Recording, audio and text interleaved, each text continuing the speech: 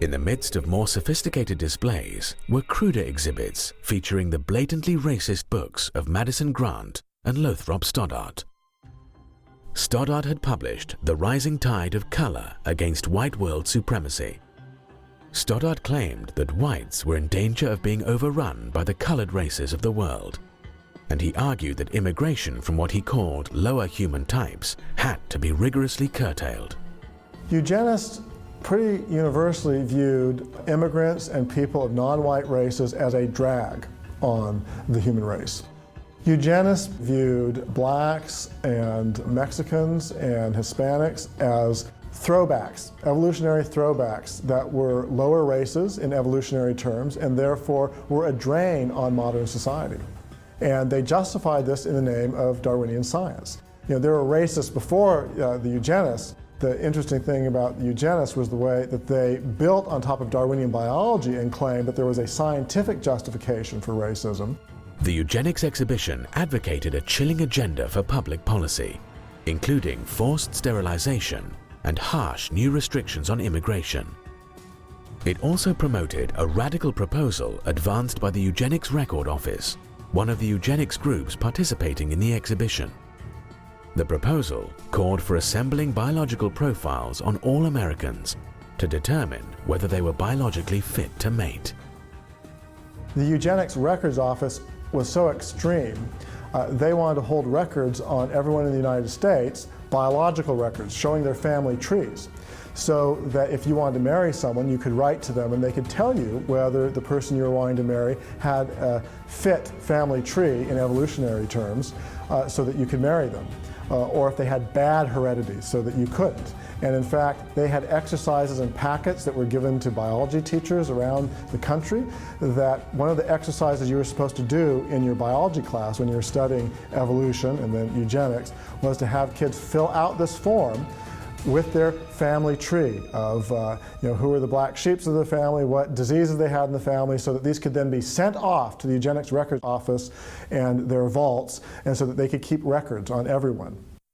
The American Museum of Natural History later called the Eugenics Congress of 1921 perhaps the most important scientific meeting ever held in the museum. A decade later, the museum was at it again, hosting the Third International Congress of Eugenics in 1932.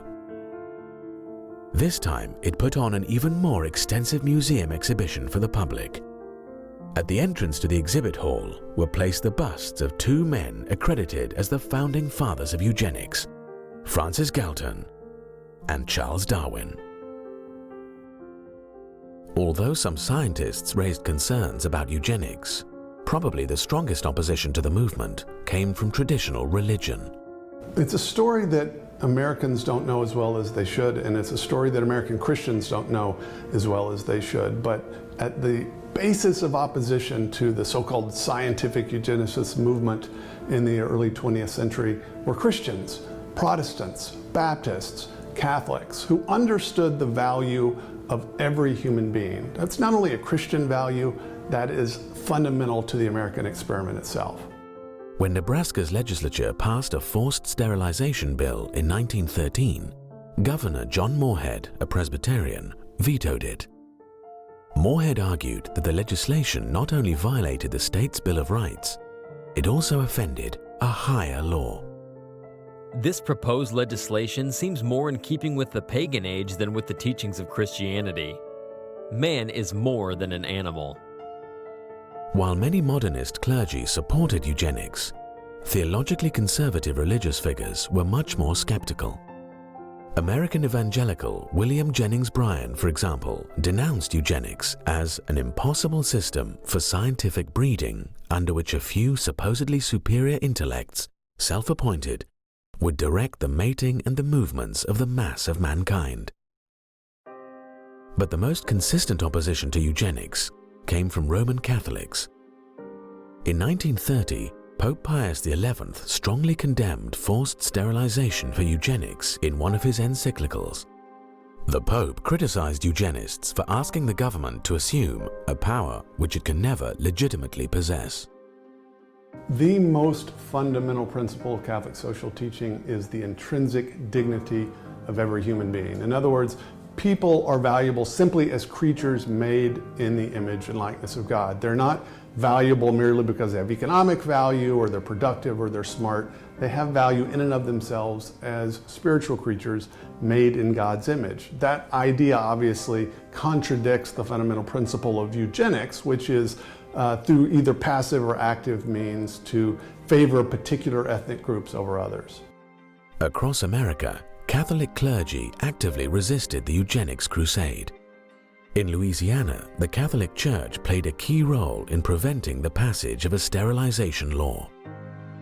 Catholic opposition to eugenics was so pronounced that some eugenics groups targeted the Catholic Church for attacks. The Human Betterment Foundation in California was dedicated to promoting eugenics through forced sterilization. Its president, E.S. Gosney, lashed out at Catholic efforts to block sterilization laws.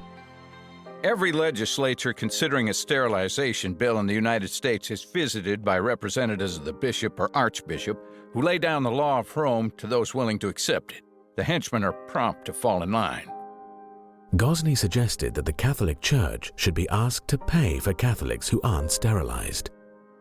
If Catholics do not want their feeble-minded communicants sterilized, it would seem more logical to ask them, as Hitler has done in Germany, to keep these feeble-minded segregated at their own expense, in order that the American Commonwealth may be subjected to no unnecessary damage from the presence of a great body of defectives, who increase the amount of human misery, contribute largely to the ranks of the delinquent and criminal, augment the tax burdens, diminish the efficiency of industry, and dilute the quality of American citizenship. The eugenics movement and the supporters of eugenics in the early 20th century actually tried to make an anti-Catholic campaign part of their public argument. On the one hand, they claimed that their ideas were based firmly in natural science, and yet they actually ran a public campaign that was anti-religious. You get the impression that there was something more than simple empirical science at stake in the debate. Despite opposition from Catholics and others, the American eugenics movement continued to flourish in the years leading up to World War II. The eugenics movement eventually led to the forced sterilization of more than 60,000 people in America. Compulsory sterilization in the name of eugenics was ultimately upheld by the United States Supreme Court in a decision that declared, 3 generations of imbeciles are enough. Many of those sterilized would not be considered mentally handicapped today.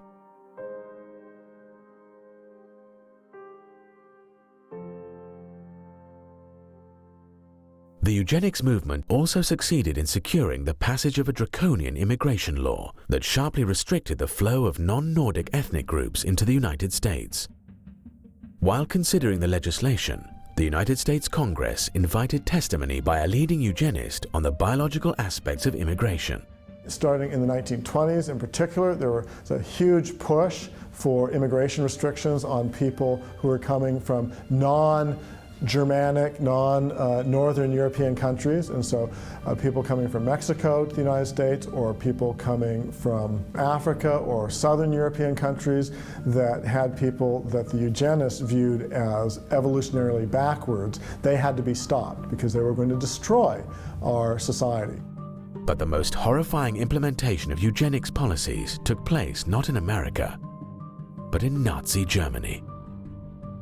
The Nazis ultimately sterilized more than 300,000 supposed hereditary defectives in the name of eugenics. They then started gassing the disabled at special medical facilities. It was in these killing centers that the Nazis began to perfect the methods they would later use to exterminate Jews. The sordid history of eugenics and the mainstream scientific community's embrace of it remains completely unknown to many Americans.